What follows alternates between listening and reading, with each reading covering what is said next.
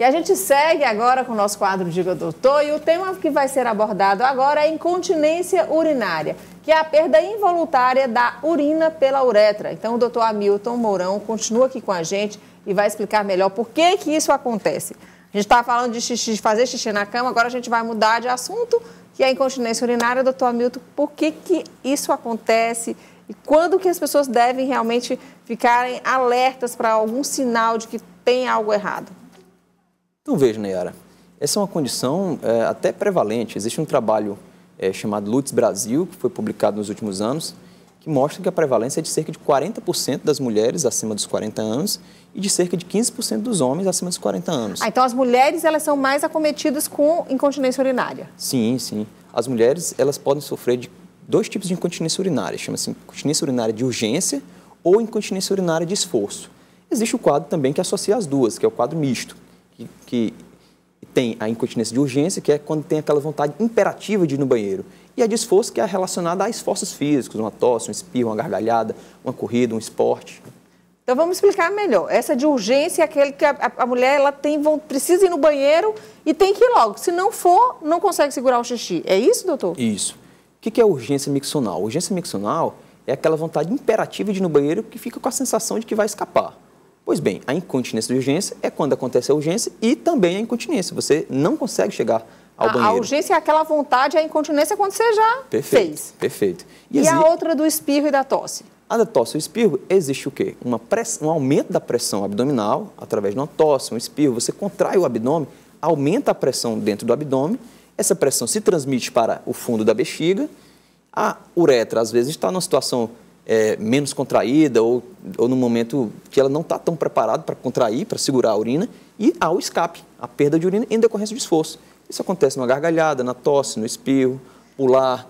Mas isso quando acontece uma vez ou outra, pode ser considerado normal? E quanto que a mulher deve procurar a ajuda de um profissional? Existem questionários que a gente aplica na prática clínica para estimar se é algo corriqueiro ou se é uma coisa pontual. Se for algo pontual, a gente não valoriza tanto. Mas se realmente tiver uma frequência de tal modo que está atrapalhando a qualidade de vida da mulher ou do homem, quando for o caso do homem, você tem sim que valorizar e, na verdade, assim, você tem que questionar. Toda vez que eu atendo uma mulher, seja por outras doenças, infecção urinária, cálculo urinário, mas eu sempre questiono, principalmente se ela já tem uma certa idade, já passou por gravidezes, questiono se ela tem ou sofre de incontinência urinária. Agora, por que a incontinência urinária é mais frequente na mulher? Tem a ver com a gravidez? Sim, um dos fatores de risco são as gravidezes múltiplas. Quanto mais gravidez a mulher tem, maior a chance de ter incontinência urinária de esforço, principalmente a de esforço. O que acontece com a gravidez? Existe o aumento do volume abdominal, o aumento da pressão dos órgãos e do útero sobre a região do assoalho pélvico. A questão hormonal da gravidez também leva a alterações da musculatura do assoalho pélvico. Essas estruturas passam por mudanças e com o envelhecer associado... É como se perdesse a elasticidade do músculo. É isso, doutor? O envelhecer e as gravidezes levam a uma espécie de queda do tônus muscular, uma queda da sustentação, desse aparelho de sustentação da Produção, vamos colocar aí aquela nossa ilustração para que as pessoas em casa elas possam entender melhor? Olha aí, isso é a bexiga? Isso, essa é uma ilustração da bexiga. À esquerda seria a bexiga de uma maneira mais relaxada, né? Veja só, a musculatura desse oco, que é a bexiga, ela fica relaxada para poder ter um enchimento e a saída dela, que é essa porção mais distal, mais inferior. E essas duas coisinhas, duas perninhas, sei lá? Ali, na verdade, é o ramo do osso púbico, o ramo do esqueleto do osso, da bacia. Né? Só porque existe uma ilustração, tá um corte. Vamos para outra ilustração que eu acho que vai ficar mais clara aí para o telespectador. Pronto, essa daí, doutor. Dá para perceber ali que a bexiga, olha só, ela tem a parede dela e ela sofre pressão do fundo, que vem da pressão abdominal, existe a própria contração dela, que a musculatura contrai, e essa porção mais inferior, que seria a região do esfíncter urinário, que é a região da uretra. Esse canalzinho aí, né? Isso, ali é a uretra, e aquele vermelhinho lá é o músculo que fica ocluindo a uretra, certo? A situação da incontinência, o que acontece? Existe uma redução da resistência que esse músculo e a uretra... Esse músculozinho que é o vermelhinho aí, né, gente? Vocês estão entendendo aí. Isso, existe uma redução dessa resistência e quando tem um aumento da pressão abdominal, um espirro, uma tosse, essa pressão se transmite e acaba que tem um escape de urina passando pela uretra. Com o homem acontece da mesma forma a incontinência ou não? Esse tipo de incontinência, que é a incontinência de esforço, é uma incidência bem menor nos homens. Certo. Qual a situação, geralmente, que a gente observa em incontinência urinária disfosa nos homens? Homens que foram submetidos à cirurgia radical da próstata, eles têm uma perda de um dos mecanismos de continência, que é o esfíncter interno. A próstata é um órgão que ela tem as funções na função sexual, na reprodução, mas ela também tem essa participação na continência. E quando ela é removida devido ao câncer, ela é retirada, esse esfíncter interno, o homem perde. Ele fica totalmente dependente do esfíncter externo e da musculatura da região pélvica. Então, homens submetidos à cirurgia para câncer de próstata podem sofrer de incontinência urinária. Em geral, a taxa é de 5 a 10% ao final de um ano dessa cirurgia. Olha, se você tem alguma pergunta aqui para o doutor Hamilton, ele é presidente da Sociedade Brasileira de Urologia aqui no Piauí, manda sua pergunta para a gente no 869-99927-0783, combinado? Bom, doutor, em relação à incontinência urinária e a doenças neurológicas? A incontinência urinária mais comum nas doenças neurológicas é a incontinência urinária de urgência. O que acontece? A bexiga, como eu falei, ela tem um mecanismo neuromuscular de funcionamento. A bexiga de uma pessoa normal, ela vai enchendo, ela avisa, manda um aviso. Para o cérebro. O cérebro vai lá, xixi. capta aquela mensagem e diz, olha, você quer fazer xixi? Quer, mas eu não quero agora, eu quero ficar parado, eu estou ocupado, estou trabalhando. Segura o xixi. Estou na rua, vou segurar. Então ela manda o comando inibindo a bexiga. O que acontece na bexiga hiperativa? A bexiga hiperativa, na hora que o cérebro recebeu o comando, a bexiga não espera a resposta dele, não. Já quer contrair. E aí tem a questão de urgência. Quando existe uma condição neurológica, esse mecanismo é acentuado.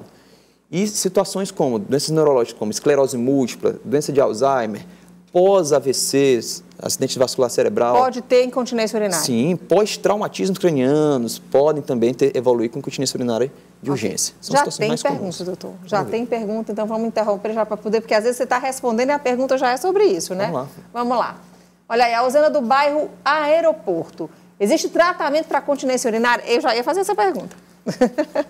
Pergunta muito boa, Osana. Uma pergunta muito boa, Osana. Você tem que, primeiramente, caracterizar qual que é o tipo de incontinência. Você tem que identificar, através da anamnese, exame físico e exames complementares, se aquela é uma incontinência de urgência, que é aquela que tem a vontade imperativa de ir no banheiro, ou se é de esforço. O tratamento muda, ou se é misto. O tratamento muda de acordo com o tipo de incontinência. Para a incontinência de urgência, a prioridade são medidas comportamentais, medicação ou até mesmo a aplicação de toxina botulínica dentro da bexiga. Vai mexer com o músculo da bexiga. Isso, para acalmar o músculo da bexiga. Para o quadro de esforço, o procedimento mais comum é fazer fisioterapia para casos leves. Para o assoalho pélvico, isso fortalecer? Isso, fortalecimento do assoalho pélvico. E aí as mulheres jovens levam vantagem, tem uma musculatura mais preservada, certo? As mulheres dispostas, mulheres que não têm sobrepeso, também levam vantagem, que tem uma predisposição maior para o exercício, para estimular, para contrair e para retomar, reabilitar aquele assoalho pélvico. Entra o papel da fisioterapia. E quando precisa de cirurgia, existe sim as cirurgias. A mais comum utilizada hoje é o chamado sling. Sling, o que se trata?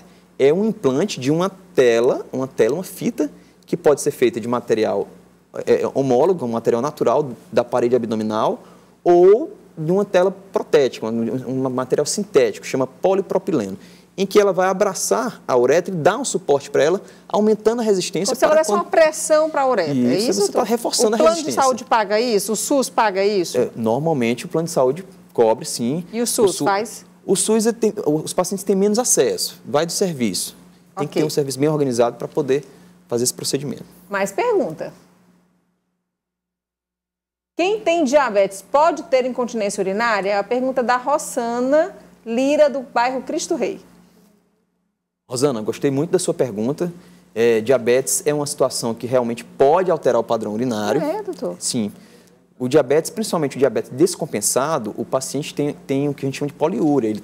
Aquele açúcar concentrado no sangue, ele passa para a urina e ele é como se ele trouxesse mais volume para a urina. Então, o paciente urina com mais quantidade.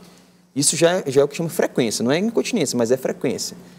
E o paciente que tem um diabetes descompensado também pode evoluir com uma espécie de descompensação neuromuscular da bexiga. É mais comum no paciente diabético a urgência miccional e a urgência incontinência do que em pacientes não diabéticos. Olha, prender o xixi enfraquece o músculo da bexiga? Outra pergunta que chegou aqui no estúdio. Veja só, a bexiga ela tem um comportamento normal, que é encher até um certo ponto, aquela vontade fica iminente, você tem que esvaziar a bexiga. Você prender, você está provocando uma hiperpressão na bexiga, você está sobrecarregando a sua bexiga. Piorando a sua ação, né, doutor? Sim, você pode sim levar a transtornos, alguma disfunção miccional, levar a uma alteração estrutural da bexiga. Tanto é que homens que têm aumento prostático, que é... Aumento da próstata. Aumento da próstata, que é um aumento patológico da próstata. Aquela próstata vai ocluir a saída da urina. Ele vai fechar. Queira ou não queira. Eu estou tentando traduzir aqui só linguajar. Isso, ele tá obstruindo a saída da urina. Ele pode, ao longo do tempo, evoluir com deterioração do aparelho urinário e essa bexiga enfraquecer. Existem situações em que a bexiga, eu falo para os pacientes que a bexiga arriou o motor, perdeu o motor. E não tem bexiga para vender no mercado. Olha só. Doutor, tem muitas perguntas. Eu vou pedir para você ser mais sucinto, mais curtinho nas respostas, porque tem muita pergunta e a gente vai tentar atender o máximo, né? Vamos lá, produção, pode soltar aí. A Adriana do bairro Primavera. Fazer xixi, ficar com a sensação de querer fazer mais, isso é incontinência urinária? Eu não sou médica, mas eu já tenho a resposta. Diga lá, doutor. Não é. A incontinência urinária é a perda involuntária de urina. Esse sintoma que você descreveu, ele tem nome. Chama-se sensação de... Infecção urinária, não é não, doutor? Não é, não. Chama-se sensação de esvaziamento incompleto. Inclusive, é um dos sintomas que a gente faz, que existe nos questionários. Mas quando a pessoa está com infecção urinária, ela também fica com essa história. Ela faz xixi e fica querendo fazer mais xixi. Pode sim fazer parte do sintoma, do quadro da infecção urinária. A infecção urinária típica, o sintoma mais clássico é a disúria, que é o ardor para urinar. Mas existe, lógico, outros sintomas. Isso que ela disse pode ser o quê? Isso que ela citou? Pode ser? Pode ser um sintoma de infecção urinária, mas pode ser sintoma de várias outras doenças do aparelho urinário. Ok. Outra pergunta, gente. Eu faço muito xixi quando eu estou perto de menstruar. Isso é normal? Essa é a pergunta da Jesus, do bairro Bela Vista. E aí, doutor? Veja só, Jesus, eu sempre falo até para minha esposa, olha, não tem nada mais complicado que mulher, hein? Mulher... Opa! Veja só, a mulher, quando o meu professor de ginecologia perguntava, olha, se você pergunta para a mulher se ela está sentindo alguma coisa, ela pode estar sorrindo, feliz da vida, mas ela sempre vai achar alguma coisa que estava errado, ela vai reclamar. Veja só, sim, aquele período menstrual da mulher é um período de que a mulher fica muito sensível, tem certas coisas que se acentuam, né? Às vezes é uma dor de cabeça, às vezes é um doce que a mulher quer comer, então uma outra sensação da parte urinária pode sim aparecer. Mas a menstruação com o aumento do xixi não tem nada a ver? Não, nem tanto, mas eu não diria que seria anormal. Existem condições como a endometriose, que é uma doença que eu acho que cabe até um programa com o ginecologista especialista. A gente já falou? Endometriose já? Perfeito. Existe a endometriose, é uma doença que você pode ter sintoma urinário associado ao período menstrual. Eu acho que o que cabe bem aí é uma boa consulta com o ginecologista, com o urologista, para descartar esse tipo de problema. Ok. Muitíssimo obrigada, doutor Hamilton, pela sua participação aqui, tá bom? Acho que foi bastante esclarecedora, muitas perguntas. Eu tenho certeza que tem outras perguntas que a gente, infelizmente, não conseguiu responder, mas eu acho que a gente conseguiu dar uma clareada nesse assunto, né, doutor? Sim, perfeito. Eu que agradeço a oportunidade. Deixar uma mensagem aí que, se você conhece alguém que tem incontinência, ou você mesmo sofre de incontinência, não ache que isso é normal. Procure um especialista, vá atrás. Sempre há algo a se fazer, um tratamento, tem que ser feito o diagnóstico correto e a orientação correta. Ok, então, muitíssimo obrigada pela sua participação. Estamos aqui à disposição da Sociedade Brasileira aí de Urologia para esclarecer a população, tá bom? A gente estamos às ordens.